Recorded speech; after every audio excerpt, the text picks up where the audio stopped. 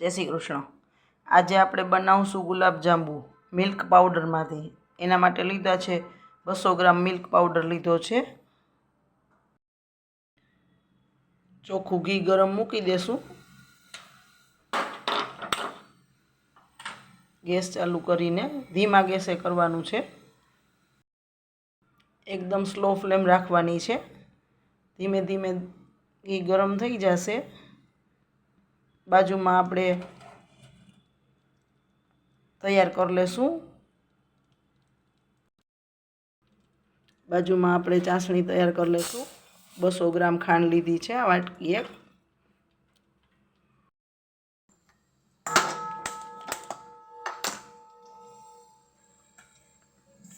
પાણી લેશું। ચીપચીપી ચાસણી કરવાની છે, તાર નથી લેવાનો। 4 વાટકી પાણી લેશું। મિલ્ક પાવડર લઈ લેશું એક વાસણમાં અને દૂધથી લોટ જેવું બાંધી લેશું, લુવા પડે એવું ગોળ ગોળ દૂધ નાખીને લોટ બાંધી લેશું। લોટ જેવું વળી વળે એવું, એટલે હળવે હળવે દૂધ નાખવાનું છે, નહીંતર બહુ ઢીલું થઈ જશે।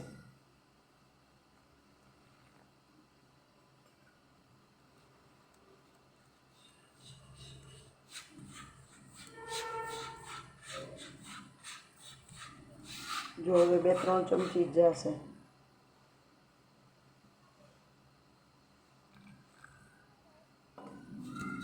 સોફ્ટ લોટ જેવું કરવાનું છે તૈયાર।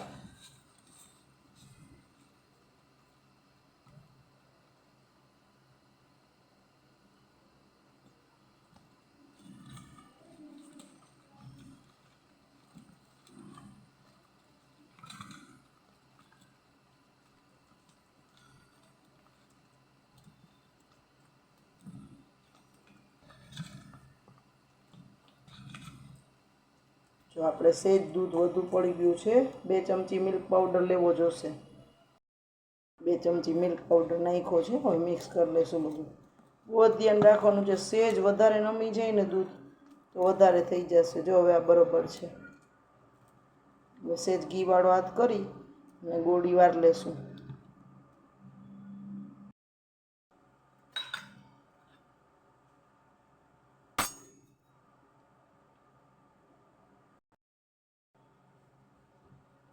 સહેજ ઘીવાળો હાથ કરીને આવડી ગોટી વાર લેશું નાની નાની।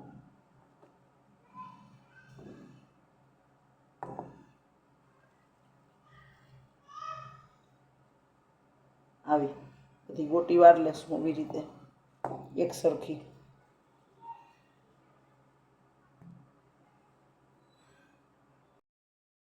અને આ ગોટી બધી વરાઈ ગઈ છે, તળી લેશું।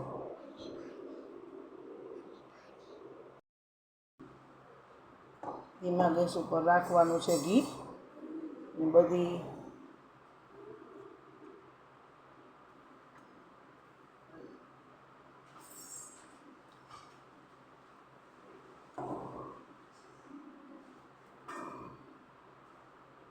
નાખીને તળી લેશું ધીમે ધીમે।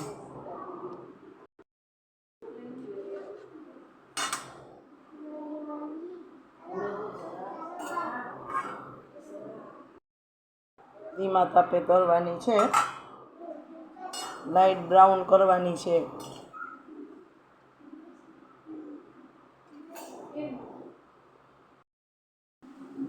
આવી રીતે હળવા હાથે ફેરવી ને હજી લાઇટ બ્રાઉન સેજ કરી લેવાના છે।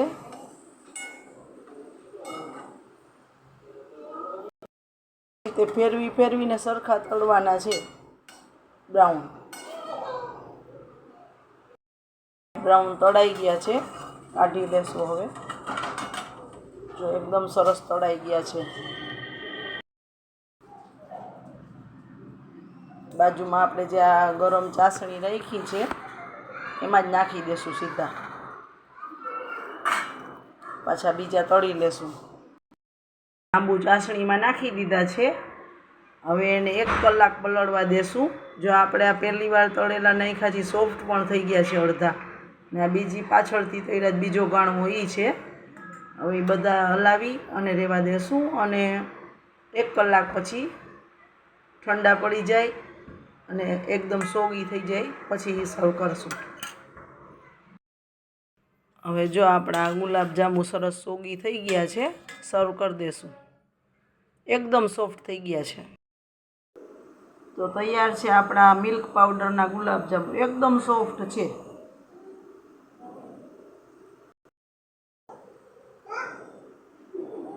જો એકદમ સોગી થઈ ગયા છે અને જાડી પડી ગઈ છે એકદમ. આમ અડીએ ને તો એનો શેપ બદલી જાય, એટલા સોફ્ટ છે. બહુ સરસ થાય છે. એકવાર જરૂરથી ટ્રાય કરજો. જો મારી રેસીપી તમને ગમતી હોય ને તો લાઈક, શેર અને સબસ્ક્રાઈબ કરજો. જય શ્રી કૃષ્ણ.